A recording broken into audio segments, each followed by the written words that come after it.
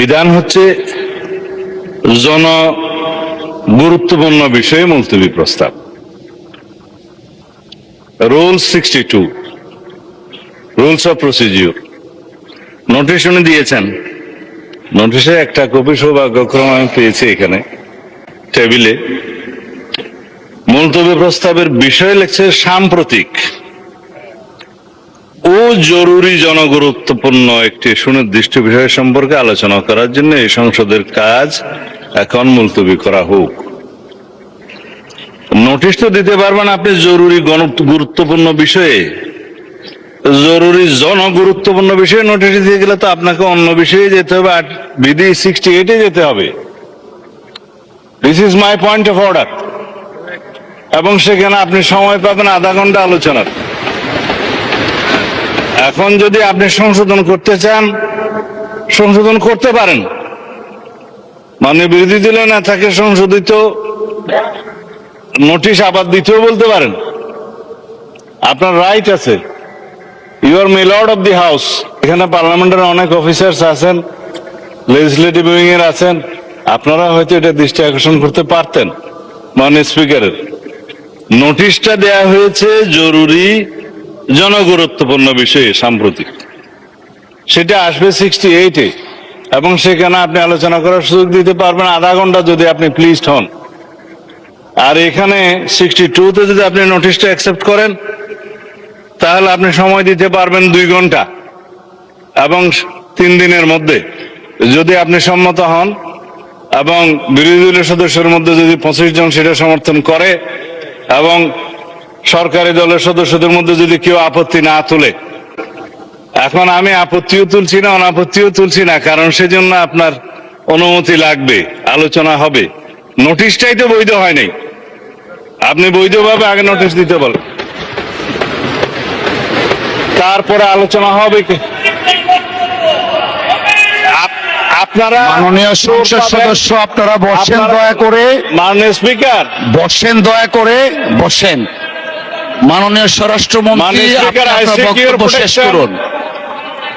আমি আপনার প্রোটেকশন চাচ্ছি, আপনি বিরোধী দলীয় সদস্যদেরকে ফ্লোর দিবেন, অসুবিধা নাই, কিন্তু লেট মি স্পিক। আমরা যেন আগের কালচারে ফেরত না যাই। আপনি যদি আমাকে সময় না দেন তাহলে আমি বসে যাবো, এটাই বিধি।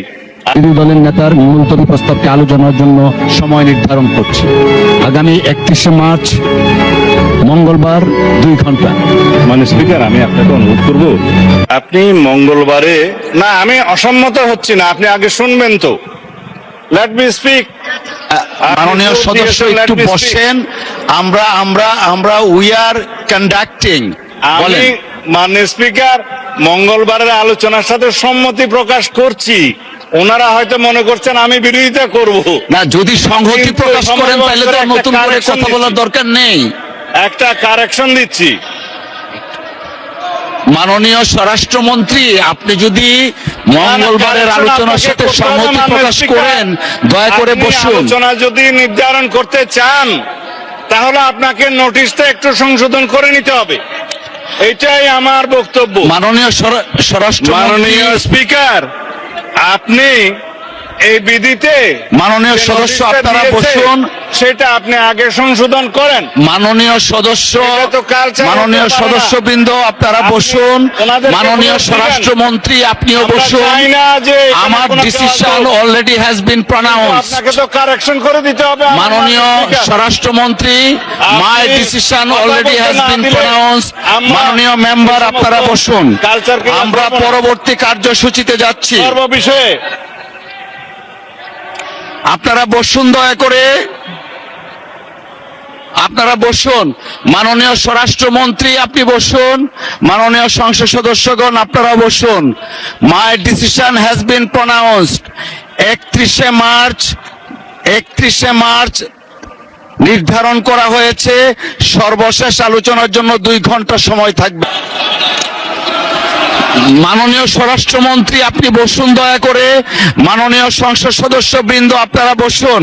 মাননীয় বিরোধী দলের নেতা, আমরা অলরেডি জানিয়ে দিয়েছি 31শে মার্চ অনুষ্ঠিত হচ্ছে, দয়া করে বসেন, আমরা পরবর্তী কার্যপ্রণালীতে যেতে চাচ্ছি। মাননীয় বিরোধী দলের নেতার মাইকটা একটু দেখি। না, আমি বলছিলাম যে আপনি রুলিং দেওয়ার পরে এই বিষয়ের উপরে আর কোনো কথা চলে না। ধন্যবাদ, আপনি আপনার ধন্যবাদ জায়গায় মাননীয় থাকেন, বিরোধী দলের আমরা নেতা, আপনার আপনি দয়া সাথে করে আছি। বসুন।